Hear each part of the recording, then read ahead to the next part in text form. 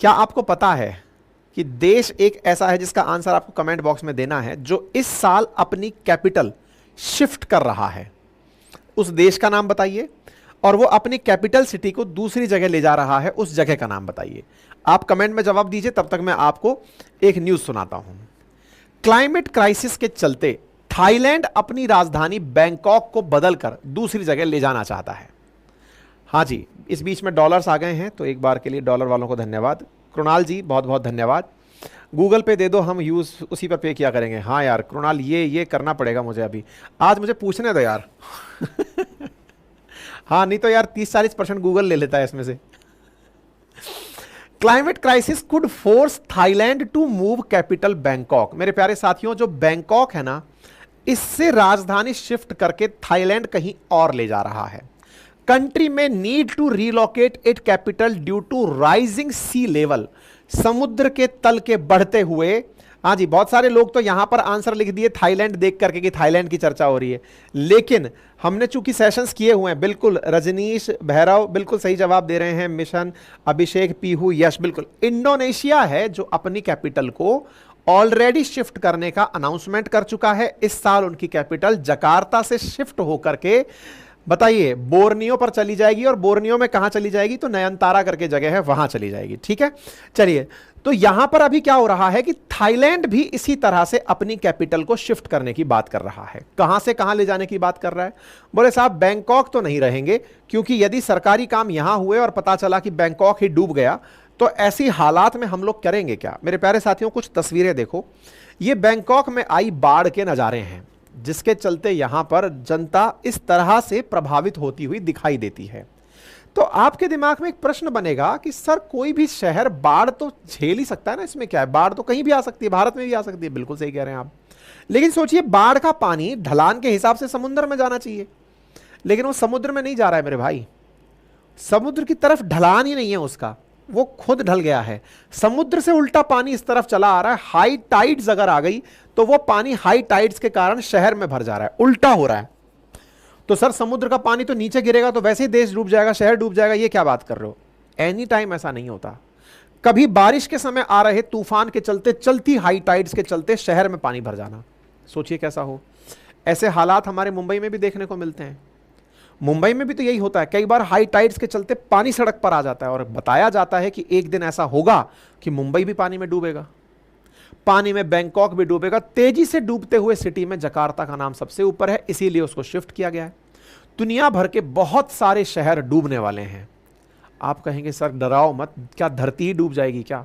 हां, अगर इस तरह की ग्लोबल वार्मिंग रही, पर सर ये तो बादल है। अरे हमने कहा भाई बादल है, लेकिन ये बादल अगर धुएं की वजह से है, यदि ये ग्लोबल वार्मिंग की वजह से है, हमारे द्वारा ग्रीन हाउस गैसेस के इमिशन की वजह से है, तो सूरज की जो रोशनी पृथ्वी पर आ रही है वो वापस नहीं लौटेगी, और अगर नहीं लौटेगी तो पृथ्वी के सराउंडिंग में जो भी ग्लेशियर्स हैं उन्हें पिघलाएगी। जमीन पर जो भी उपस्थित मॉइस्चर है उसे सोख कर बादल बनाकर वापस गिराएगी, जिससे ग्लेशियर पिघलने से तो जल स्तर समुद्र का बढ़ने लगेगा, और बहुत तेज बारिश और साथ ही साथ ड्रॉट जैसी कंडीशंस बनने लगेंगी। बोले सर इसको थोड़ा और विस्तार से समझना हो तो और विस्तार से केवल इतना सा समझिए कि यह प्रभाव ग्रीन हाउस गैस इफेक्ट कहलाता है। मेरे प्यारे साथियों, हमारे द्वारा उपयोग में लिए जाने वाले उद्योग धंधे, जो उद्योगों से हम लोग एनर्जी पैदा कर रहे हैं, उद्योग से जो अपने काम की चीजें पैदा कर रहे हैं, उनसे उत्सर्जित होने वाली जो गैसें हैं, ये गैसें जब धरती से लिफ्ट होकर के वायुमंडल में जाती हैं तो वायुमंडल में एक लेयर बना लेती हैं। इस लेयर के बन जाने से वैसी ही फीलिंग आती है जैसे ग्रीन हाउस में आती है। ग्रीन हाउस में कैसी फीलिंग होती है मेरे प्यारे साथियों? ग्रीन हाउस की फीलिंग को आप ऐसे समझिए कि बहुत बार ग्रीन हाउस को आप आसान रूप में समझने के लिए ऐसा करिए कि आपने अगर किसी खेत को ऐसा देखा हो जिसमें कि लोग नेट का सा घर बना के रखते हैं, वो असल में ग्रीन हाउस है। सर्दी से बचने के लिए, फसल को बचाने के लिए इस तरह का ग्रीन हाउस बनाया जाता है। सर्दियों में अक्सर पाले से बचने के लिए बनाया जाता है। पृथ्वी पर वायुमंडल के अंदर पॉल्यूशन की जो लेयर है वो पृथ्वी को ग्रीन हाउस बना देती है, जिसके चलते जो सूरज की रेडिएशन पृथ्वी पर आई है वो लौट नहीं पाती तो वो सराउंडिंग को ही गर्म कर रही होती है, जिससे कि हीट बढ़ती है। उस बढ़ने वाली हीट को ग्लोबल वार्मिंग कहा जाता है। इस ग्लोबल वार्मिंग के चलते ग्लेशियर्स पिघलते हैं, ग्लेशियर्स पिघलते हैं तो समुद्र में पानी जाता है, समुद्र में पानी जाता है तो सी लेवल बढ़ने लगता है। आप सोचिए कि दुनिया भर के समुद्रों का लेवल बढ़ रहा है। यह जानकारी inter governmental panel on climate change, जिसे आप आईपीसीसी कहते हैं, उसकी 6th असेसमेंट रिपोर्ट में बकायदा इस बात का जिक्र किया गया है कि आने वाले सालों में, अगर आज से मात्र 100 साल की बात की जाए, तो दुनिया के जितने भी ये वाले डॉट आपको दिख रहे हैं, ये सभी शहर ऑलमोस्ट पानी के अंदर जमींदोज हो चुके होंगे। जमीन के किनारे बसे हुए ये जो शहर हैं, समुद्र के किनारे जो ये बसे हुए शहर हैं, ये जमींदोज पानी के अंदर दब चुके होंगे। पानी के किनारे बसे हुए शहर, इन्हीं में से एक शहर है थाईलैंड। भारत से अगर आप पूर्व की तरफ चलें, दक्षिण पूर्व की तरफ स्थित 10 देशों के समूहों में, जिसका नाम है ASEAN, association of south east Asian nation, यहां ईस्ट है यहां साउथ है, साउथ ईस्ट एशियन नेशन का ये 10 देशों का समूह, इनमें से एक देश है थाईलैंड, और उस थाईलैंड की राजधानी है बैंकॉक। इस बैंकॉक के बारे में आज की चर्चा है मेरे प्यारे साथियों। ये रहा थाईलैंड, और करीब से देख लीजिए, और थाईलैंड की राजधानी है बैंकॉक, जिसे आप इस मैप से देख सकते हैं। जिस खाड़ी में यह स्थित है उसका नाम गल्फ ऑफ सियाम है। मेरे प्यारे साथियों, गल्फ ऑफ सियाम बैंकॉक के लिए टूरिज्म का बहुत बड़ा सोर्स है। बड़ी संख्या में टूरिस्ट यहां पर जाते हैं। बहुत ही खूबसूरत बीचेस के लिए यह जाना जाता है। बहुत सारे जो पानी के जो स्पोर्ट्स हैं, वाटर स्पोर्ट्स हैं, साथ ही साथ यहां पर बहुत सारी कोरल रीफ्स हैं। कोरल रीफ्स की वजह से डीप सी डाइविंग के लिए लोग यहां जाते हैं, कोरल वॉच करने के लिए जाते हैं। लेकिन बढ़ते कोरल क्लाइमेट चेंज के चलते, ग्लोबल वार्मिंग के चलते कोरल ब्लीचिंग देखी जा रही है। कोरल ब्लीचिंग का मतलब है कि वो कोरल्स अपना कलर उड़ा रहे हैं। कोरल्स के कलर उड़ने से कोरल ब्लीच होता है, और वो ग्लोबल वार्मिंग का एक बहुत बड़ा फैक्टर माना जाता है, मतलब ग्लोबल वार्मिंग का एक बहुत बड़ा इफेक्ट माना जाता है। उस कोरल ब्लीचिंग के चलते यहां का टूरिज्म भी प्रभावित हो रहा है। मेरे प्यारे साथियों, वर्तमान में बैंकॉक अगर डूबता है तो यहां का बहुत बड़ा क्षेत्र टूरिज्म का इसकी वजह से प्रभावित होगा। वर्तमान में जो बैंकॉक है, इसके अंदर लगभग 83 लाख लोग रहते हैं। इन लोगों के साथ साथ यहां का टूरिज्म बहुत बड़ा सेक्टर बना हुआ है। 96% of the area mean sea level से नीचे चला जाएगा, ऐसा बैंकॉक के बारे में कहा जा रहा है। कहा जा रहा है कि आने वाले समय में यहां का सी लेवल बढ़ने लगेगा, और ऐसी स्थिति में एक बड़ा हिस्सा इसका पानी में डूब जाएगा। पानी में डूबने के डर से ये लोग भविष्य को इस तरह से देखते हैं कि बैंकॉक पूरी तरह से पानी में होगा, और ऐसी स्थिति में इससे बचने के लिए हमें इस जगह को यहां से शिफ्ट करके कहीं और ले जाना होगा। यहां पर अंदाजा दिया गया है कि यहां पर हर साल 1 से 2 सेंटीमीटर जो जमीन है वो धंसती जा रही है। आपको याद होगा, जमीन धंसने का हाल ही में मैंने एक उदाहरण और दिया था। मैंने कहा था कि चीन के अंदर जो हाल ही में सदी की सबसे बड़ी बाढ़ आई है, मैंने सेशन भी किया था, उसके ऊपर दिखाऊंगा आगे चल के, अपनी पाठशाला पे ही किया था। मैंने ये कहा था कि वहां पर भी जमीन समुद्र के नीचे बैठती जा रही है। क्यों? क्योंकि जब किसी शहर में हाई राइट्स बिल्डिंग बनने लगती हैं, तो बिल्डिंग बनाने के लिए लोग जमीन को खोदते हैं। जमीन खोदते हैं, और रहने वाली पॉपुलेशन के लिए पीने का पानी समुद्र से तो मिलता नहीं है, तो ड्रेनेज के लिए समुद्र के नीचे, वो जमीन के नीचे खोद करके ड्रेन पानी निकालते हैं, मतलब पीने का पानी निकालते हैं। पानी निकालते हैं तो पानी निकालने से जमीन के अंदर का हिस्सा खाली होने लगता है। उस खाली हिस्से के अंदर धीरे धीरे जमीन बैठक लेने लगती है, बैठने लगती है। ऐसी स्थिति में यहां पर हर साल 1 से 2 सेंटीमीटर बैंकॉक की जमीन के अंदर धंसती जा रही है। पैरेलली समुद्र अपना स्तर बढ़ाता जा रहा है। कहा जा रहा है कि पिछले 100 सालों के अंदर समुद्र का जो जल स्तर है वो ऑलरेडी 20 सेंटीमीटर तक ऊपर आ चुका है। आने वाले समय में यह लेवल और बढ़ेगा, और ऐसी स्थिति में जहां जमीन खुद नीचे जा रही हो, समुद्र का जल स्तर ऊपर आ रहा हो। समुद्र का जल स्तर ऊपर आने का सबसे बड़ा कारण क्या है? तो आंसर है क्लाइमेट चेंज। क्लाइमेट चेंज के पीछे का बड़ा कारण क्या है? Global warming. ग्लोबल वार्मिंग का बहुत बड़ा कारण क्या है? इंडस्ट्रियलाइजेशन। इंडस्ट्रियलाइजेशन की वजह से क्या एक्सपेक्टेड है? तो मेरे प्यारे साथियों, आपको ध्यान होगा, पेरिस क्लाइमेट एग्रीमेंट के अंदर यह डिसाइड किया गया था कि आने वाले समय में सारे देश प्री इंडस्ट्रियलाइजेशन एरा से 1.5 डिग्री सेंटीग्रेड ही तापमान को बढ़ाएं, इससे ज्यादा तापमान ना बढ़ाएं। लेकिन जिस तरह से हम लोग अभी चल रहे हैं, वर्ष 2100 तक प्री इंडस्ट्रियलाइजेशन एरा से दुनिया का औसत तापमान 3 से 4 डिग्री सेंटीग्रेड बढ़ जाएगा। कहते हैं कि 1 डिग्री सेंटीग्रेड दुनिया का तापमान बढ़ता है तो 20 से 25 सेंटीमीटर जल स्तर बढ़ जाता है। आप सोचकर देखिए, 3 से 4 डिग्री सेंटीग्रेड में चाल मतलब पूरा पूरा 100 सेंटीमीटर के आसपास 80 से 100 सेंटीमीटर जल स्तर बढ़ जाएगा।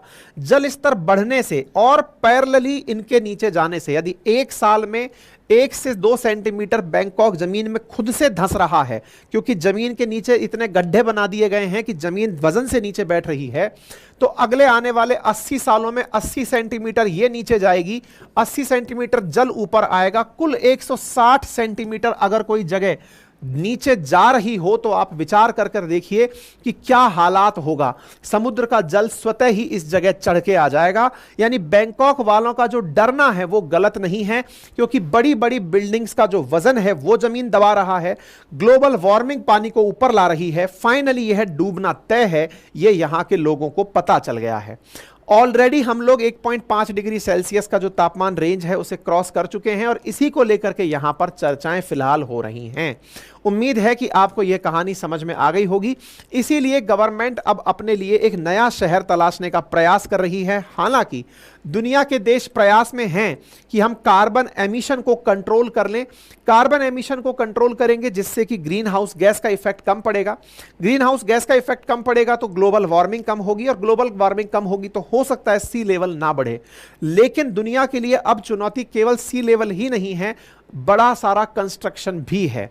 इंडोनेशिया ऑलरेडी इस चीज से प्रभावित होते हुए अपनी कैपिटल को जकार्ता से नुसांतारा जो है नई जगह पर, वहां पर ले जाने के लिए तैयार हो गया है। मैं नयनतारा बोल रहा था, ये नुसांतारा है, ठीक है ना। यहां पर ऑलरेडी इस साल इनकी कैपिटल शिफ्ट हो जाएगी, ये जानकारी आपको पता होनी चाहिए। इस पर मैंने पिछले साल ही सेशन कर दिया था कि इंडोनेशिया अपनी कैपिटल बदल रहा है। आप जाकर के इस सेशन को देख भी सकते हैं, इंटरनेट पर उपलब्ध है, अपनी पाठशाला पर उपलब्ध है। ये लोग डूबने के डर से कैपिटल शिफ्ट कर रहे हैं। बैंकॉक भी इसी लाइन के अंदर बढ़ा हुआ है। दुनिया भर के बहुत से देश 2050 तक इस चीज को फील करेंगे। दुनिया भर के वर्ल्ड बैंक की अपनी एक रिपोर्ट है जिसको ग्राउंड वेल रिपोर्ट कहा गया है कि 216 मिलियन लोग क्लाइमेट चेंज की वजह से प्रभावित होंगे, और उसमें वाटर स्कार्सिटी का होना, तेज तापमान का बढ़ना, एक्सट्रीम इवेंट्स का होना बड़े कारण क्लाइमेट चेंज की वजह से माने जाएंगे। तो मेरे प्यारे साथियों, क्लाइमेट चेंज क्यों होता है, ग्लोबल वार्मिंग क्या है, ये मैंने कारण आपको बता दिए हैं, और ये जनरली आप लोग सब पढ़ते रहते हैं। उन बेसिक कारणों में से सारे के सारे कारण आपके सामने हैं।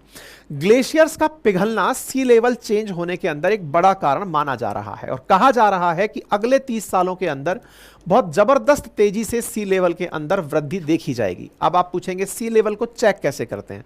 साथियों, 2 तरीके हैं जिनसे कि सी लेवल को चेक किया जाता है। एक का नाम है टाइड गॉज, यानी कि जो उठने वाली लहरें हैं उनसे, और दूसरा है सैटेलाइट ऑल्टीमीटर। ऑल्टीमीटर मतलब होता है ऊंचाई नापने वाला। सैटेलाइट से समुद्र तल की ऊंचाई नापी जाती है। इन 2 ही तरीकों से समुद्र तल को नापा जाता है। तो टाइड गॉज सिस्टम और ये दूसरा सैटेलाइट सिस्टम, ये 2 ही तरीके हैं जिससे कि दुनिया में समुद्र तल को नापा जाता है। तो अब सवाल यह है कि जो दुनिया डूब रही है इससे हम पर क्या प्रभाव पड़ने वाला है। देखिए, भारत ऑलरेडी सबसे ज्यादा प्रभावित होने वाले देशों में शामिल है। अगर मैं आपके सामने इस रिपोर्ट की चर्चा करूं तो नंबर ऑफ पीपल पर country living on land expected to be under sea level, तो आपको जो एकदम डार्क रेड में दिखाई देता है उसमें भारत का नाम है। 10 से लेके 50 मिलियन लोग, 5 करोड़ लोग वर्ष 2100 तक पानी के अंदर डूबेंगे, यानी कि उसकी वजह से प्रभावित होंगे। दुनिया के अंदर अगर टॉप 6 कंट्रीज देखी जाएं जो राइजिंग सी लेवल से प्रभावित होंगी तो उसमें भी इंडिया का नाम निकल कर आता है। वियतनाम, इंडिया, चाइना, बांग्लादेश, विशेष रूप से एशियन कंट्रीज का नाम निकल कर आता है। एशिया में सबसे ज्यादा कौन से शहर बढ़ते हुए तापमान के कारण प्रभावित होंगे? इवन 2030 तक ही जो सबसे ज्यादा प्रभावित होंगे उनमें से Seoul, Tokyo, Manila, Jakarta, Bangkok, Hong Kong और ताइपे के नाम निकल कर आते हैं। यानी कि आसियान कंट्रीज और चाइना के कंट्रीज जो है ना, चाइना और जापान वाले जो कंट्री हैं, ये सारे के सारे राइजिंग सी लेवल से 2030 तक ही प्रभावित हो जाएंगे। इनकी जीडीपी को होने वाला इंपैक्ट पर पर्सन आप अगर देखेंगे तो आपको अंदाजा होगा, ताइपे तो -24% तक का अपनी जीडीपी में लॉस 2030 तक ही देख लेगा। मनीला के अंदर -87% का लॉस, बैंकॉक में -96% का लॉस देखा जाएगा। यानी कि राइजिंग सी लेवल से आपके दिमाग में सवाल बनेगा, जीडीपी का 2030 तक नुकसान कैसे हो जाएगा? भाई जब सी लेवल बढ़ता है, तापमान बढ़ता है, बरसात बढ़ती है, पानी शहर में भरा रहता है, तो कोई टूरिस्ट क्यों आएगा? अभी कुछ दिन पहले जब दुबई में बाढ़ आ गई थी, बहुत सारी फ्लाइट कैंसिल हो गई, लोगों ने जाना बंद कर दिया, तो टूरिज्म प्रभावित हो गया। शहर में पानी भर जाएगा, आप बीचेस पे जा ही नहीं पाएंगे, आप बाहर ही नहीं निकल पाएंगे, तो कोई जाएगा क्यों? जाएगा नहीं, तो आपके यहां पर आपके जो हालात हैं वो सामने आ जाएंगे। ठीक है, ये स्थितियां यहां पर देखी गई हैं। मतलब आप ये सोचिए, अच्छा मैंने चाइना के ऊपर भी सेशन किया है, पता नहीं आप लोगों ने देखा है कि नहीं देखा है। आज से 3 वीक पहले ही मैंने कहा था, और उसमें भी मैंने एक चीज बताई थी कि water extraction and weight of building, see half of China cities sinking. मतलब चाइना की आधे शहर जो है ना, वो केवल वजन की वजह से डूब जाएंगे, क्योंकि शहर जो पानी के किनारे बसे हैं, इनमें बहुत बड़ी बड़ी बिल्डिंग्स बना दी गई हैं, हाई राइट्स बिल्डिंग बना दी गई हैं। इसके चलते चाइना इटसेल्फ में हरबिन, सांगजाओ, बीजिंग, तियानजिन, झांगझाओ, ये सारे शहर पानी के दबाव में बह जाएंगे। हम लोग भी पीछे नहीं हैं, हमारे भी बहुत सारे शहर, इंडिया के अंदर 12 कोस्टल सिटी हैं जो कि समुद्र के अंदर जमींदोज हो जाएंगी वर्ष 2100 तक, ऐसा नासा का कहना है। आप पूछेंगे ऐसे कौन से शहर हैं? कांडला, ओखा, भावनगर, मुंबई, मोरगांव, मंगलौर, कोची, तूतीकोरिन, चेन्नई, विशाखापट्टनम, पारादीप, किदिरपुर, ये सारे वो क्षेत्र हैं जो कि वर्ष 2100 तक पानी के अंदर होंगे, यानी कि पानी इनको अपने अंदर ले चुका होगा। आप विचार करिए आने वाला समय कितना ज्यादा इस टेम्परेचर की वजह से, क्लाइमेट की वजह से प्रभावित होने वाला है। इसी का नजारा मैंने आपको अपने इस सेशन के अंदर दिखाया है।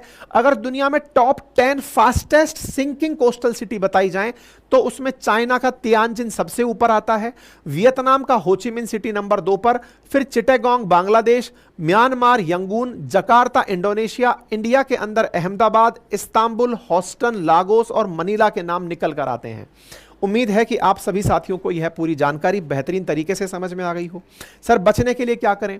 बचने के लिए साहब सबसे पहले कारों का उपयोग बंद करिए। जितना भी ग्रीन हाउस गैस इमिशन है उसको रोकने के जो प्रयास हो सकते हैं, प्लांट्स लगाइए, उद्योग धंधों के विकास में कार्बन के उपयोग से बचिए, कार्बन के स्थान पर कोई भी रिन्यूएबल एनर्जी सोर्स का विकास करिए, उन सब चीज़ों से वाटर को कंजर्व करिए, ज़मीनों के अंदर ज़्यादा ब्रेन ड्रेन मत करिए, मतलब होल मत क्रिएट करिए। साथ ही साथ में अपने यहाँ पर बिजली बचाइए, सब्जियां खाइए, बाइक से चलिए, मतलब कुछ इस तरह से करिए कि पर्यावरण जैसा था अगर आप उसे वैसा छोड़ते हैं तो बच जाएंगे, नहीं तो अपन तो शायद तब तक निकल लेंगे, आप में से अधिकांश व्यूअर वर्ष 2100 तक तो चले ही जाएंगे, लेकिन अपने आने वाली जो पीढ़ियां हैं वो संभवतया इस कल को नहीं, इस समय को नहीं देख पाएंगी जो आप और हम देख रहे हैं। इसका मतलब यह है कि आने वाली पीढ़ियों के लिए अगर हमें कुछ देना है जिसे सस्टेनेबल ग्रोथ कहा जाता है, तो आवश्यक है कि आप और हम बहुत ही ज़्यादा जिम्मेदारी के साथ अपनी चीज़ों का पालन करें। ठीक है, उम्मीद है कि आप सभी लोग ऐसे ही अपना प्यार बनाए रखेंगे। बाकी आपसे गुजारिश है, बाकी सलाह है, ये तो गुजारिश तो नहीं है, आपको जमता है तो जितना भी सब्जेक्ट जैसे आज आपने पढ़ा, हिस्ट्री, ज्योग्राफी, पॉलिटी, इकोनॉमी, सबका ब्लेंडिंग था अपने करंट में, उसको अगर आपको डिटेल में पढ़ना है पूरी थ्योरी को, जीएस को, तो आप 1499 में जाकर मेरी क्लासेस को एक्सेस कर सकते हैं। अपनी पाठशाला एप्लीकेशन पर पूरी 1 साल की वैलिडिटी के साथ आपको मिल जाएंगी। और इस कंटेंट, इसमें जो पढ़ाया गया कंटेंट है वो 3000 पेजेस में कुछ इस तरह खूबसूरत हैंडराइटिंग में हर सब्जेक्ट का लिखकर हमने नोट्स भी तैयार किए हुए हैं जो आपके घर पर डिलीवर हो जाते हैं, है ना।